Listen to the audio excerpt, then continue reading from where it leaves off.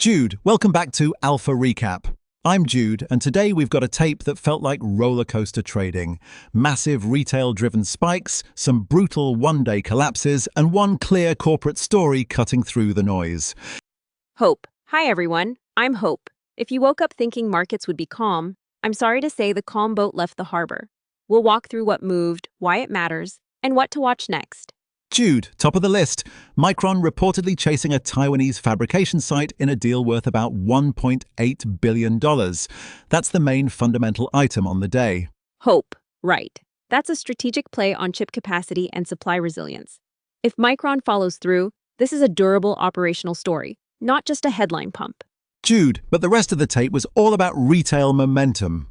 We saw wild winners for example, the JFBR name jumped about 131% to $1.29 on roughly 233 million shares. Hope.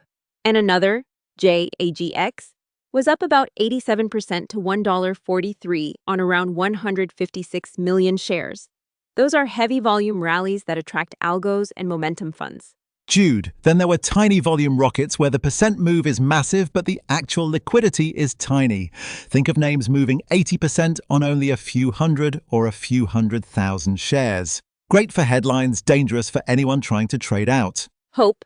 Exactly. We call those execution traps. You might see a stock pop to pennies and then discover you can't sell without tanking the price.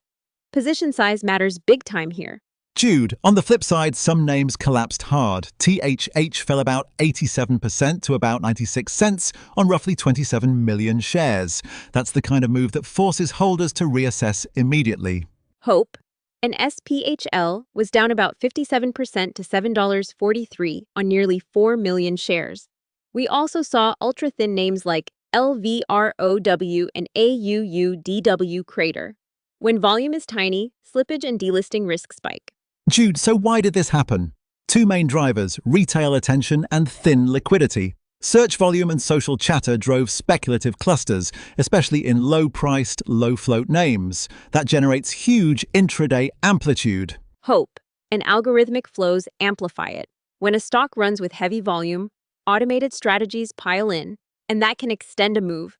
But it can also flip things fast if the flows reverse. Momentum is a double-edged sword. Jude, let's break down what heavy volume versus thin volume means for you.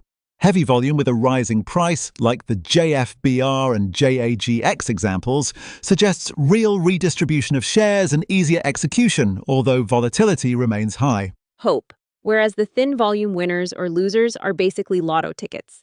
You might see a tiny trade print move the market 50%. If you're not sizing that right, you could lose most of your position in a hurry. Jude, practical tip for traders. Tighten position sizing, insist on follow-through volume the next session, and set explicit stop-loss levels. For portfolio managers holding big positions that moved, consider trimming or hedging where markets are liquid. Hope. For long-term investors, our advice is simple. Don't chase microcap spikes unless the company fundamentals or filings show a real change. Most of today's action was flows, not news. Jude, back to Micron. Watch for an official company confirmation, regulatory filings, and Taiwan approval timelines. A confirmed $1.8 billion site would be the clearest long-term positive on the tape. Hope. We also saw interesting search trends. Artemis spiked, and so did searches for new IRS tax deductions. Those are early signals. More retail interest in aerospace names like Lockheed Martin, Northrop Grumman, and Boeing, and potential short-term buzz for tax-related stocks. Jude, but remember, search spikes are signals, not proof. Always look for corporate filings or official guidance before repositioning based on search trends. Hope. Another market microstructure point. Spreads, odd lot prints, and OTC crosses matter. In thin names, you can get filled at terrible prices. If you plan to trade these, check the order book first. Jude, what to watch tomorrow? Number 1, any Micron confirmation or regulatory updates. Number 2, follow-through volume in the biggest movers. Are those rallies sustainable or one-day mania? Number 3, continued search and social signals around Artemis and tax topics. Hope.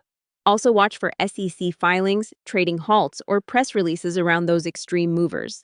Halts often precede or follow big percent moves in penny and microcap stocks. Jude, quick takeaways. Markets today were dominated by flows over fundamentals at the small cap end. Trade small, have defined exits, and only treat Micron's $1.8 billion pursuit as something to act on once it's confirmed. Hope. And for everyday investors, don't let headlines make you overcommit. If you're a long-term holder, keep a cool head. If you trade momentum, be disciplined about size and stops. Jude, that's our wrap for today. We'll keep an eye on Micron and the follow-through in those big movers. Hope. Thanks for joining Alpha Recap. I'm Hope. Stay disciplined out there. We'll see you tomorrow.